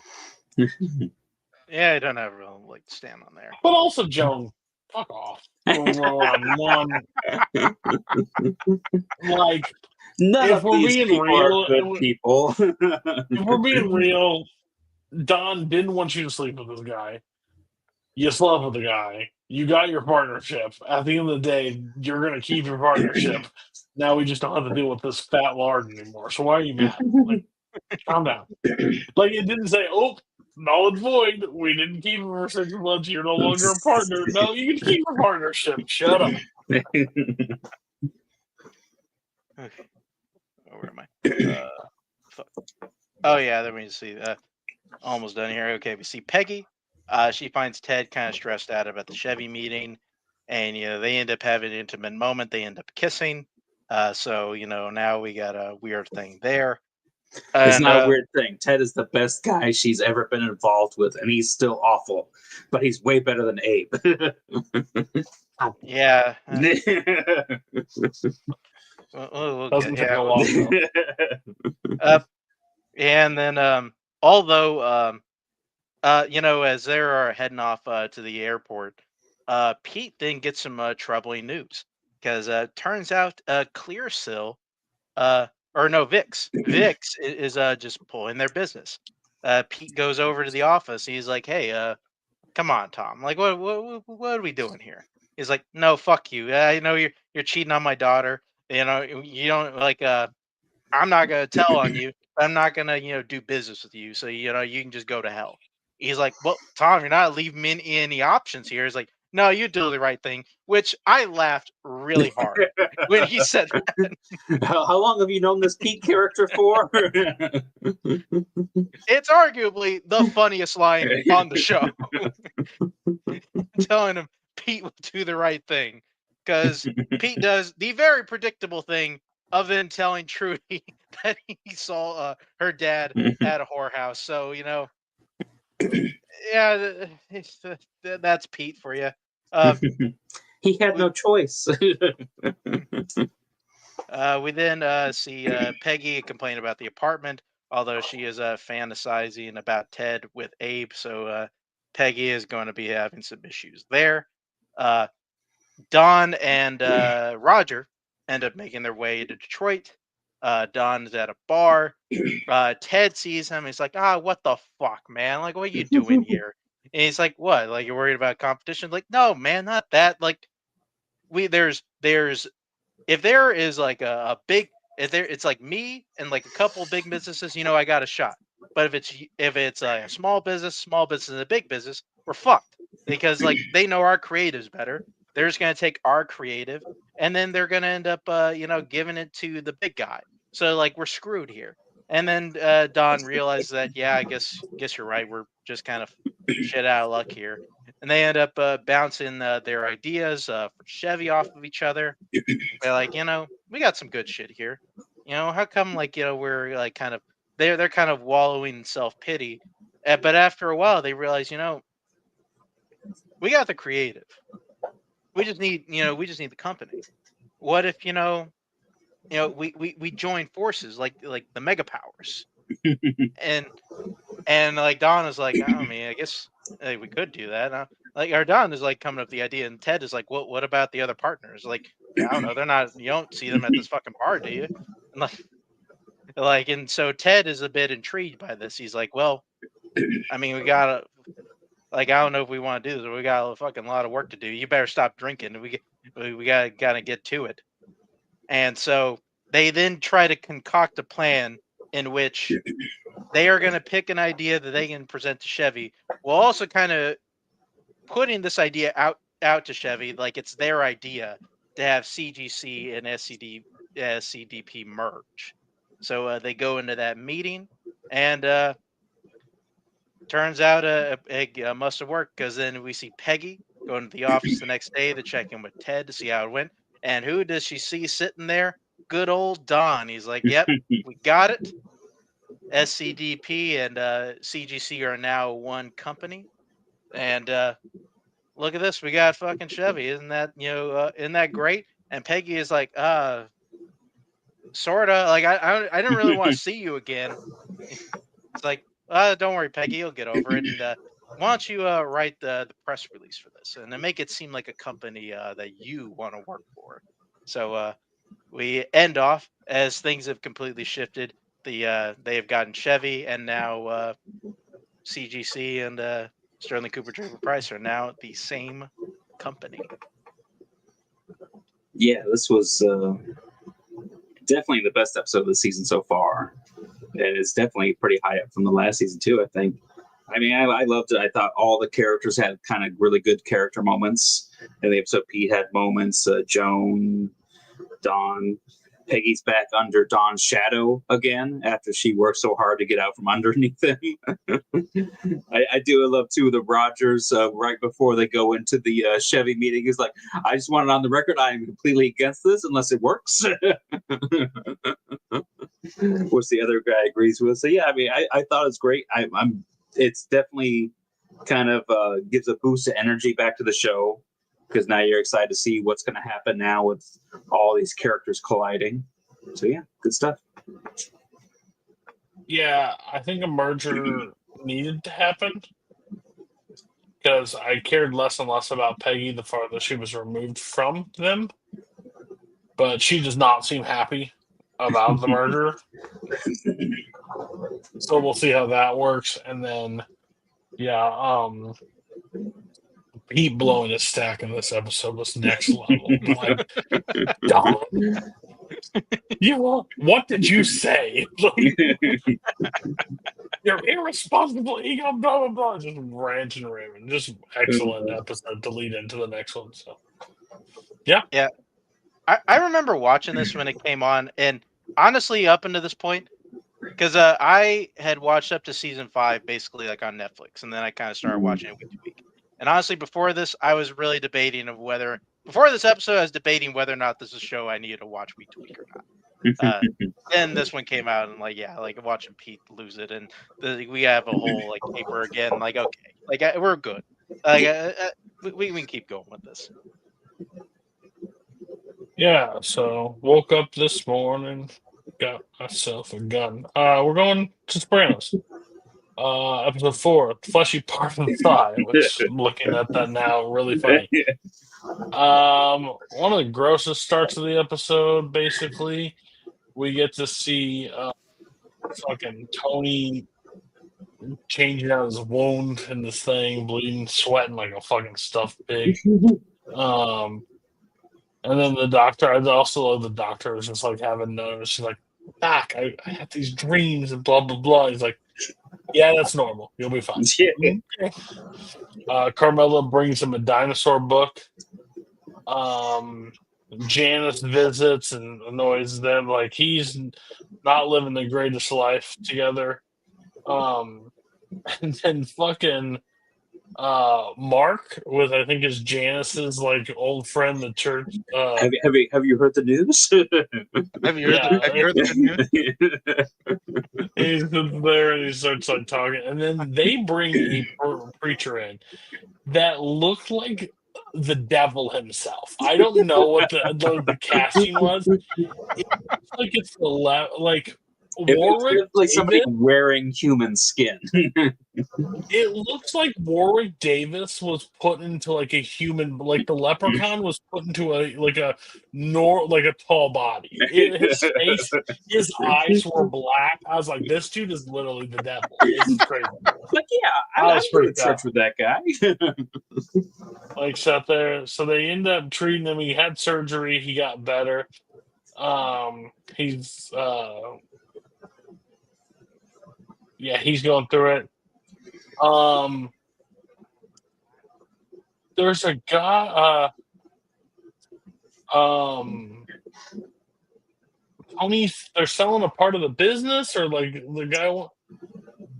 His father's business is selling something. Yeah, the guy who like owned like the trash business that Tony's using as a front died, and he left it to his son. He's trying to sell it. Wanting to sell it. Mm-hmm. Which Tony's like, fuck, I need my W-2 to be legit. And he needs his health insurance too. Like he doesn't want to be, he's not going out of pocket for all this stuff. This next scene, I was in stitches.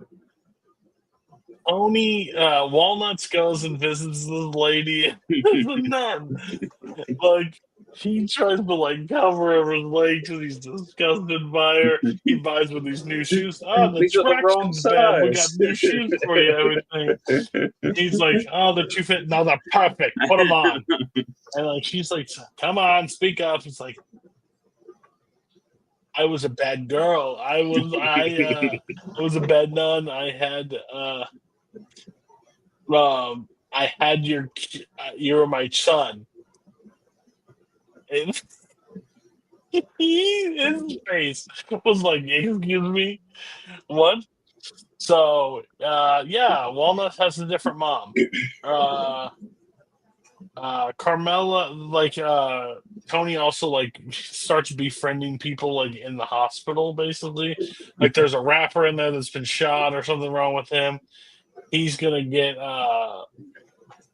he wants to go to boxing thing with him. Speaking of rapper, there's a guy rapping in the thing. Boxla hears him. Is like, do you think my son would know you? Like anything? He ends up convincing him that he thinks he'd be tougher if he gets shot. Like he will be, he'll get more street credit if he gets shot. Must have listened to 50 Cent. Walnut shows back up at his mom's house. The nursing home or retirement community. When she's like, I won $40 from Keno, and he like grabs her by the arm. He's like, you're not my mother. You're not my mother. You, the nun. Like just all of a sudden, he's like, I hope this never thing. She's so mad. You're a fraud. You're a phony. I don't want nothing to do with you. She's a whore. My mom's a fucking whore. You want to be nervous, so she leaves. She's pretty pissed off. That whole scene was then. Tony meets another guy that's in there, kind of like a scientist guy or like I think he considers him a designer. I don't know who he is, but they basically like have this little friendship. They're all convinced to go to a boxing thing. Walnuts runs into the priest in the theater, and the thing is like, you need to get a control of your fucking nuns. Like, he gets so mad. Oh, yeah, they're in a lot better shape than those fucking nuns are. It's just like he's so up in arms with his mom's nun, and she had sex to have him. Tony meets with Paul. Paul outside talks about the selling of the business, and Tony's like, "No, I want to keep that. I need the business. I need my W-2. I need to be caught." And I'm like, "No, don't. You think just because I'm in a weakened state, I can't do this?" And Paul's like, "All I can do is, run this up to Johnny." And just a voice. And then he tries to get Walnuts. She's like, "Well, how many stops did that take?" He's like, "Yeah, about 12. 12? 25." Walnuts is not happening. He's just losing it. He's like, "My mother's dead." Carmela and AJ befriend each other. They all watch a boxing match in the hospital together while the satellite is going in and out. And he talks about like having it to be the scientist guy, like gives the whole analogy about tornadoes and stuff. It's blowing out your ass. Paulie meets with Johnny Sachs, and basically Johnny Sachs is he's like, "This is what he wants to be fucking disrespectful while I'm in here. Like, figure the shit out." Tony, Paul, Walnuts, and what's the guy? The others. He's the one that literally threatened Tony's like car dealership girlfriend. Patsy. Patsy. They go and visit him, and it's like Tony Soprano gets cut in, like figure the shit out. Like we're not doing this. Not being a cheapskate. So he's getting pulled in multiple directions. One of the fucking trash guys gets the shit kicked out of him by their crew. Right in front of his kids, too. Yeah, right in front of his kids. Walnuts is having nothing to do with his mother. He's like, "This place, I gave you a fucking flat screen, I gave you all this shit," and then threw it out the window. So he's still pissed off at her. The rapper Bachler convinces the rapper to get shot by him, and for $8,000, but he only has 7, so he takes it for $7,000. The devil shows back up and talks to Tony about like dinosaurs being on the earth 6,000 years, not a million. He's like, "Yeah, well, what about this carbon thing that they say? Like, what do you think of?" "Yeah, it's just a lie about evolution." "Oh, okay, whatever."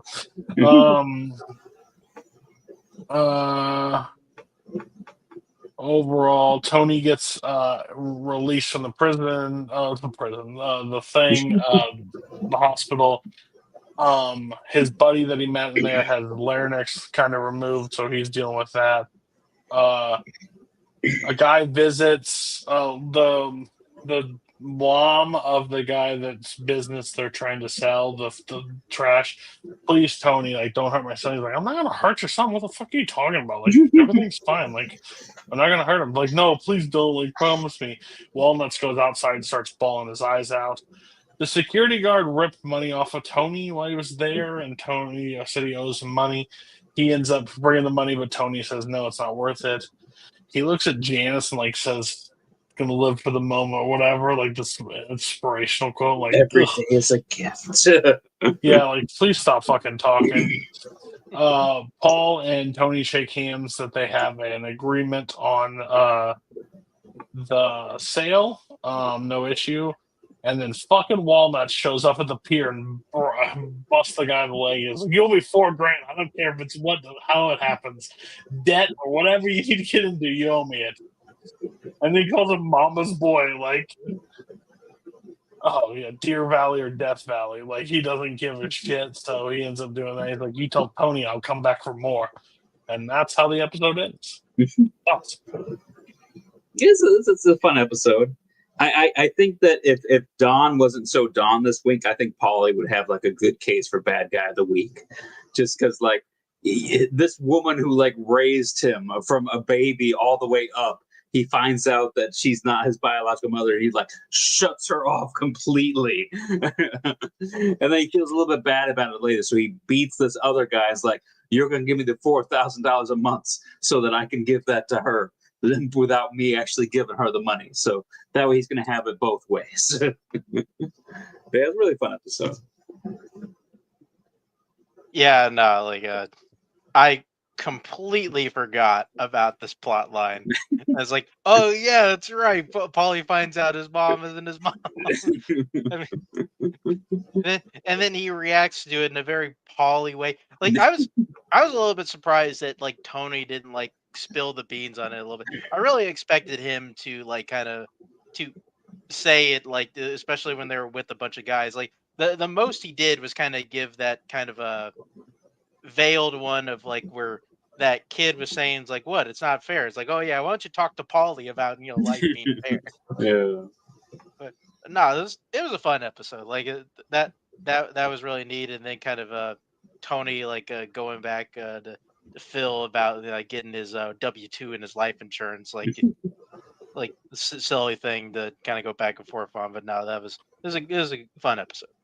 I liked Bobby's little side hustle going around and shooting rappers to get some extra money now. What is it? Build up the street cred.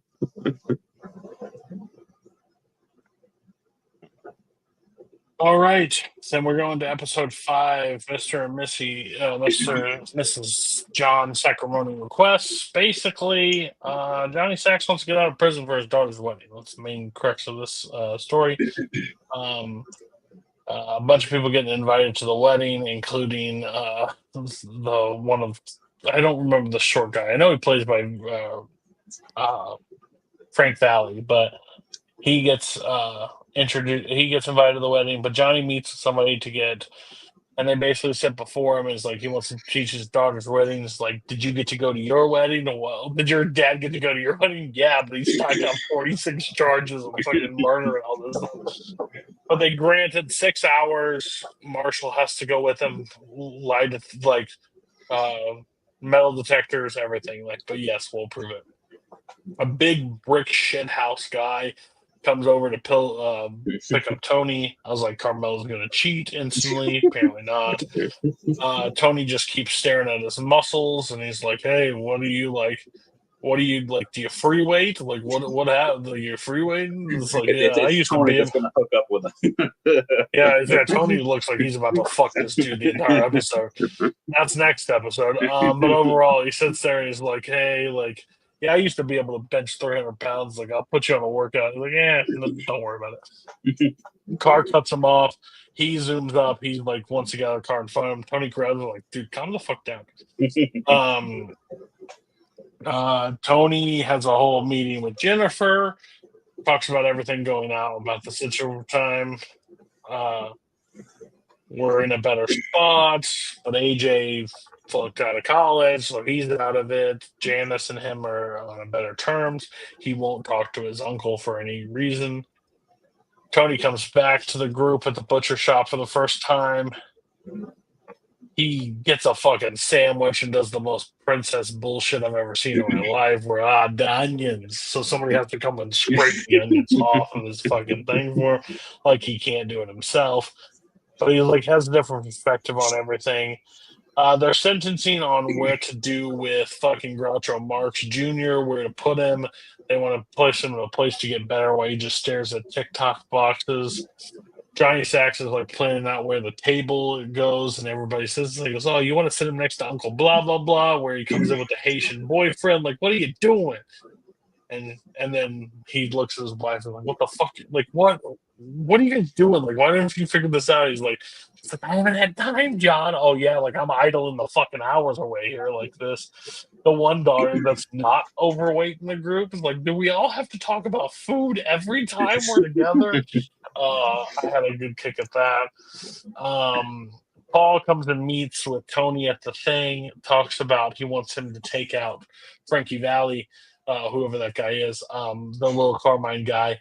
And he's like, I'm not going to do it, Paul. He's like, that's too bad. Be well. I'll talk to you later about it.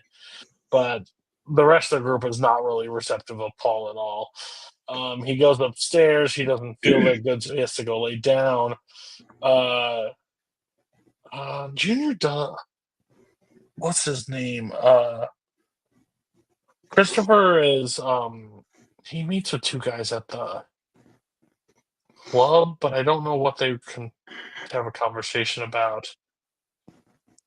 Credit card, something like that. Does that make sense? I don't know. I don't think it's paid off at this moment. They go and pick up. I thought they were getting some guns. Okay, possible. Something like that, yeah. Some criminal fucking activity. Johnny's getting ready for the wedding. Tony is getting ready too. He sees Meadow and talks about like having kids. When are they going to get married? And then he does this heartbreaking stuff. Is like, since the thing I went through, when are we going to see kids of her? Like, I want to hold the grandkids. Which talk about the immense amount of pressure put on Meadow at that point. Like, Jesus fucking Christ. They all go to the wedding. Johnny has to go there, gets saying there's a metal detector. Something's in Tony's shoe or something, like it's going off. So he has to go take his shoes off outside. He passes out, basically. Everybody's looking at him. He looks weak. She gets married. They have a whole reception. Everything's going well. Johnny comes up to him. He's like, let's go talk to your dad. And he's like, I ain't going to do it. He's like, I need you to do it. Can you do it for me? So he actually agrees to take on. I do love the thing where he's sitting with like the oldest people in the room, and they're like, "What? I'm not talking to you." And Bev, sit there and shut up. Like, just like, you should go talk to Dr. Carmine or whatever, just like screaming. But he ends up agreeing to do it. They have a first dance. Some of the cheesiest fucking songs I've ever heard. Junior gets moved into a thing, kind of breaks down that he did not shoot his cousin. Like, why would he? You did. We all saw it. Christopher and Tony get into it because Christopher's like, that's a pretty pussy move to like have somebody else do it. Like, we should just do it ourselves and blah, blah, blah. Tony snaps back and goes, what the fuck do you think I asked what your opinions were? Like, I didn't. Like, this is what we're going to do. They want to wrap it up, telling Johnny that he needs to like go back to jail. Like, this is it. They're about to leave, and the Marshall truck blocks the bride's car. Johnny starts crying. His wife passes out. And there's a whole conversation with Paulie. Is like, I lost a lot of fucking respect for fucking Johnny. Not just crying like that. Yeah, Tony's like, I've seen people cry for way worse. Like the daughter, like, calm down to something. But you do like, I don't know, man. Looks fucking bad to me. Then Vito goes, tells his wife that he's gonna go out. He's gonna do some runs, but he ends up going to a gay club. Two guys notice him. Is like, Vito. He's like, it's just a joke. Like, we're It's a joke. It's just a joke. He's like, you sure about that? He's like, yeah, it's just a joke. I got you. He's like, all right, don't tell your wife or whatever. He leaves the room like with him. He's like, so Vito goes, checks into a hotel, has a gun next to him, makes a call to Silvio at 3 a.m. This is everything all right? He's like, yeah.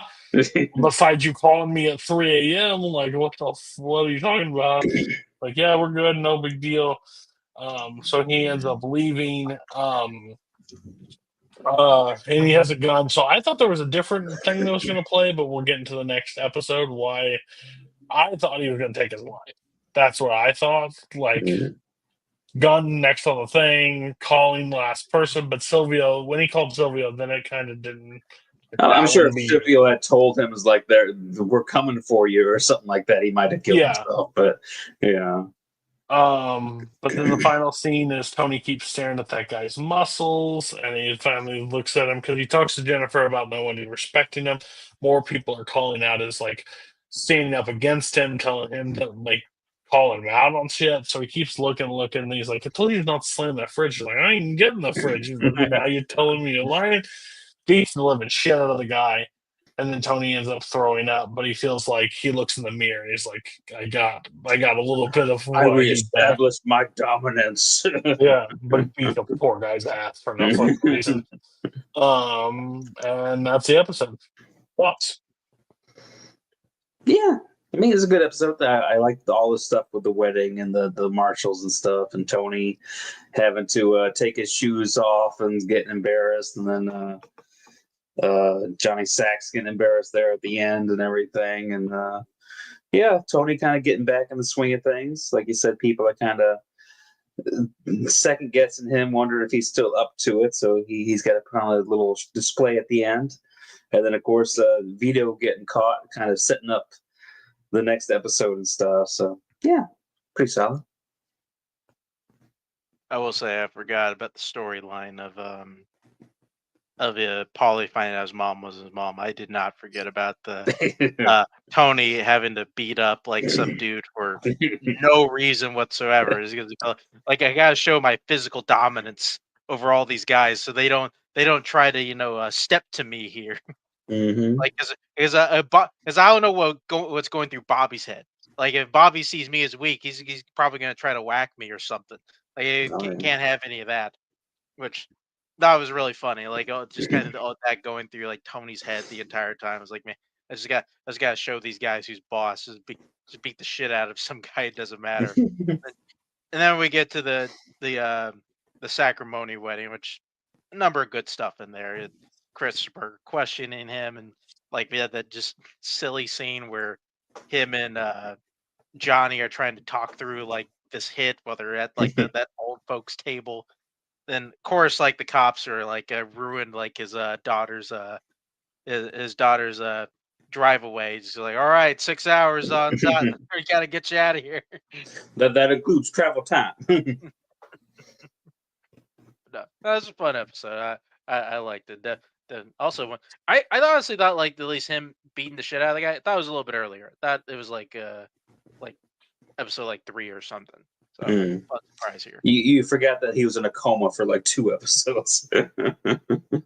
Yeah, they stretched that one out a little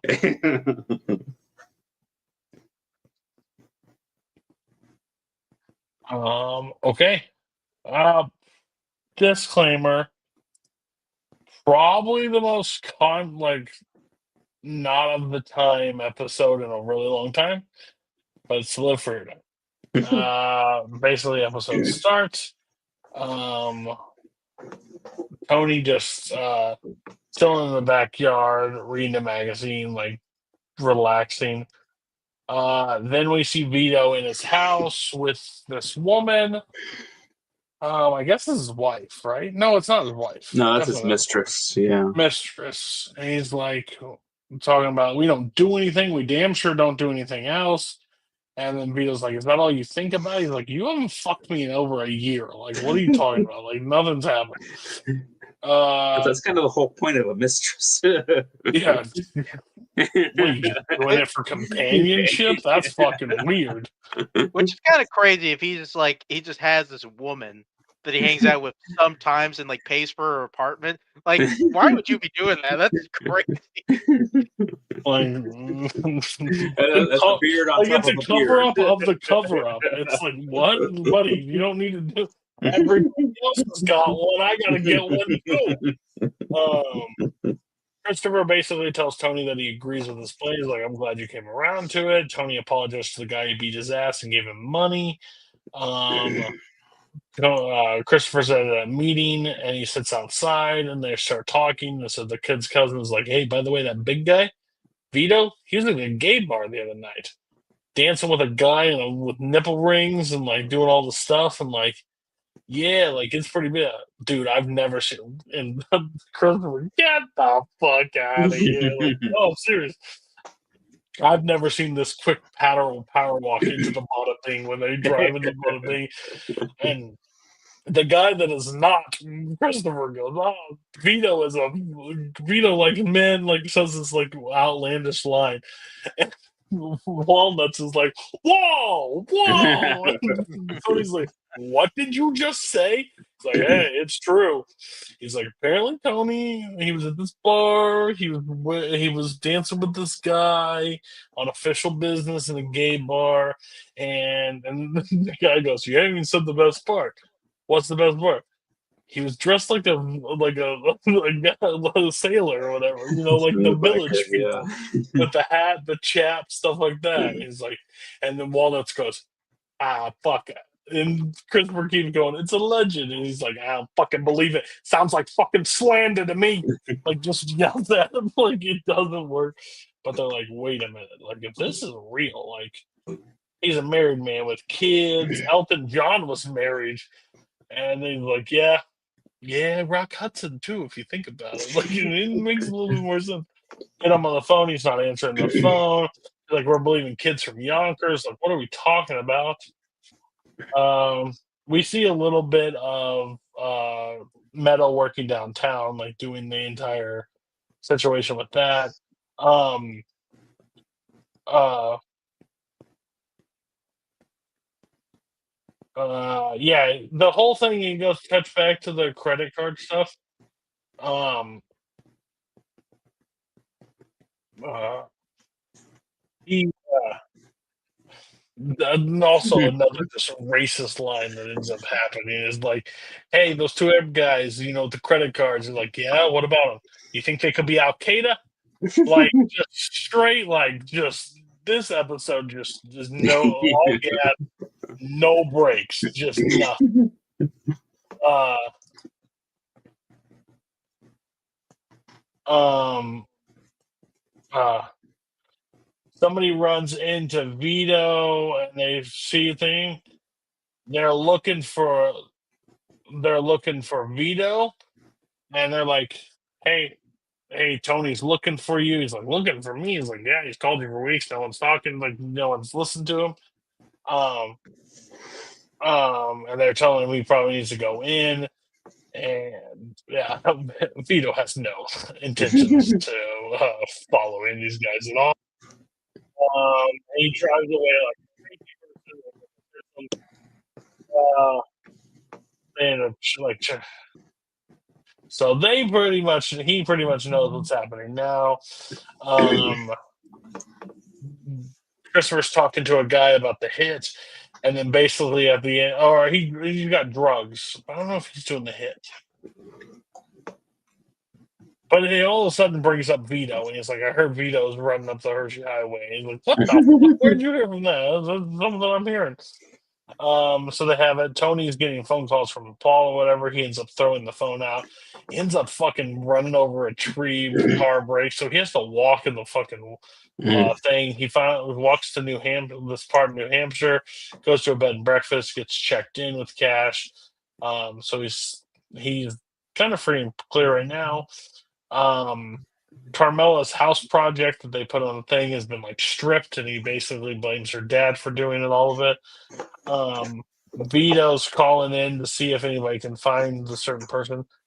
I don't know if everybody in this part of New Hampshire is just also gay, but he feels like he just walked into a utopia for himself, because like the person grilling, the two guys, they're all sitting there flirting. Like, I was like, buddy, Vito, you just walked right into. I was like, maybe Vito's dreaming, maybe Vito already died, like he got whacked and we don't even know this. He did. He went to Gay Haven. Yeah, Silvio goes and talks to Vito's wife and tries to go, "How's your sex life?" Basically, like not. Like, he's a very loving husband. We're happy.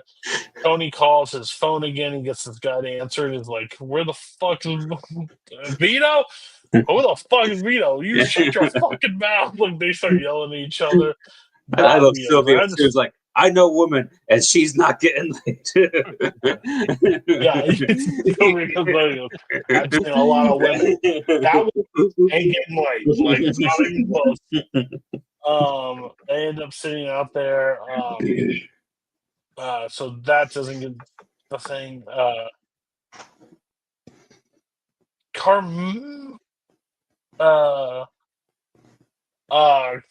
The ladies sit around talking about raising money for like the silent auction and stuff like that.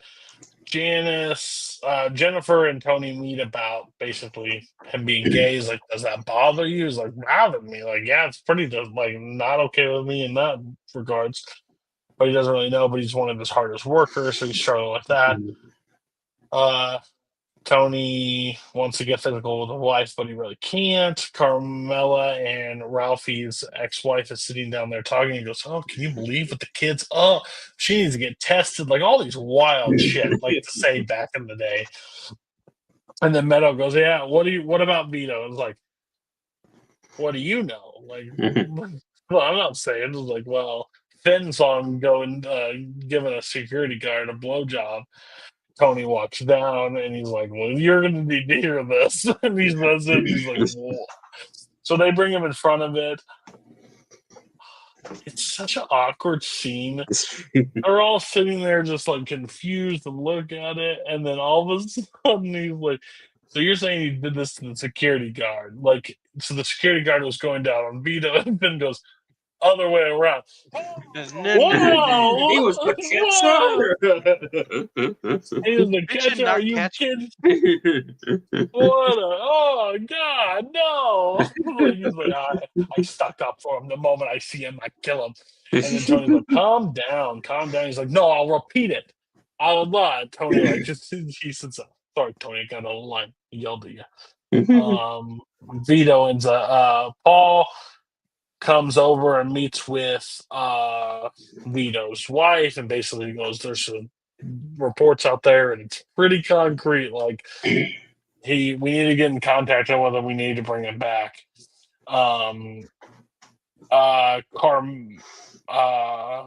Carmela shows up at the body shop of Pussy's widow, and there is two of Tony's guys basically talking to her about something. He's like, "Oh, it's pretty business." He goes, "Yeah, she probably didn't keep you in the loop because Tony's in the deal, but like they're running the body shop basically is how it's all working." Um, Tony is meeting with a guy to take over from Vito's spot. The person was like, "Hey, I don't think anybody will work with Vito if he came back." And he's like, "Well, it's not their fucking decision, is it? So that's interesting that you tell me that, but I don't need your advice." And then he just sits there, and Sylvia just keeps saying, and goes, "What?" And it's like, "Well, Tony, like, hear me out. Like, you gonna kiss him on both sides of the cheek when he comes back? Like, what do you think?" He ends up leaving him. Finn kind of like trashes on Meadows' family and like their whole life. Vito walks into an antique shop, picking up like the most rich thing. And he's like, "Oh, you have a good eye for this stuff." And basically, how the episode ends. But Tony does have a really good point. He's like, they're wanting to take him out for being gay, and Tony's like, "Well, I got a way off." He's like, "What do you mean?" Well, think about it. At this point, he's got kids. Are you going to take care of them? Like, he's not just an easy thing. It's not their fault. I think it's a really good episode, but it's just a very like time not sensitive episode. It's a very wild episode. Yeah. The gay witch hunt, the whole episode. Yeah, just like, man, just burn him at the fucking stake for being gay. Like, it's wild. As it turns out, the mafia, not that understanding. Not very progressive. Not progressive at all. But even Tony said it's not like he'd be the first one, so they kept this stuff quiet before. But yeah, they were in prison. They got the pass. They got the pass. What the fuck are they gonna do? Not everybody's like Antoine Mitchell in there. They can bring in ladies whenever they want. Yeah, I mean, I thought it was a pretty good episode. Yeah, but yeah, like you said, it's crazy. Poor Finn got dragged into all this stuff again. I don't know. What'd you think, Cody? It's a good episode. Okay. I mean, I'm very. I remember a couple years ago, like it was. I think it was around at Christmas time when they were just kind of reshowing, like HBO was reshowing The Sopranos. It got into a lot of this Vito stuff, and I was kind of way more interested in this part of the show than I remember it being. Very anxious to get back into kind of all this Vito stuff. It's like it kind of was. I remember it being more interesting than I thought it was initially. Kind of originally back then when I saw this part of the show. I kind of wanted to do a rewatch. Never ended up getting around to it, but I'm very curious to see how at least a lot of this stuff feels, at least this time around. It's definitely something fresh. It's different than a lot of the stuff we've dealt with on The Sopranos before. So very much so. Thank you, like we're gonna. Well, me and Matt are pretty much decided. So, Mark, do you have a different vote? Try to think if there's anybody in the Shield. Not really. Well, No. I mean, if you want to do side characters, sure, a lot of them. But main Uh, characters, come No. on down, Dick Don. like, I mean, Paulie made a pretty good case. Mhm. He A did. woman to take care of him his entire life. Like, it was a lie, but My mom was a fucking whore. Yeah, I mean, it's really hard to not say it's not Don. It's like I would like to tell you differently. I'm like, nah, it's like you can't call your wife a whore and then proceed immediately to go have sex with another woman. Like, it's such a bad They look. Like, kissed. He just doubled. I'm gonna fuck this other woman right now. And then he tried to act and be like the hero, and Joan put him in his place for dealing with a Jaguar guy. Sure. Yeah, Which wasn't I great still for don't disagree. They should never have dealt with Jaguar. That was their Yeah. negotiation tip. I want to fuck this woman. him.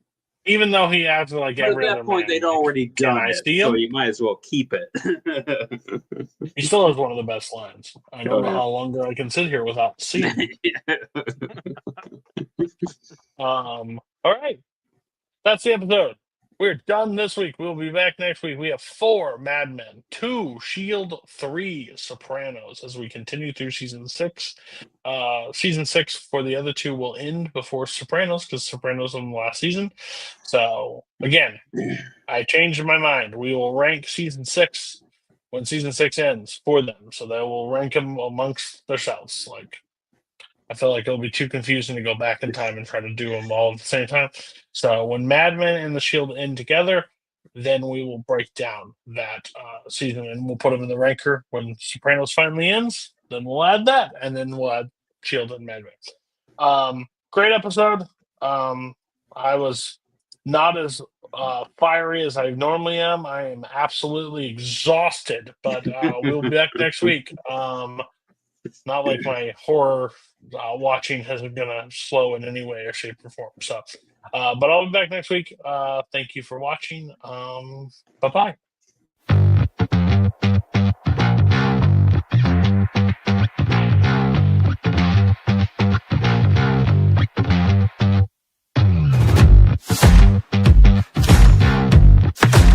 Let's take it a little slower. Wake up, Frank. I'm a different kind of cop. I don't wanna do your dirty work no more.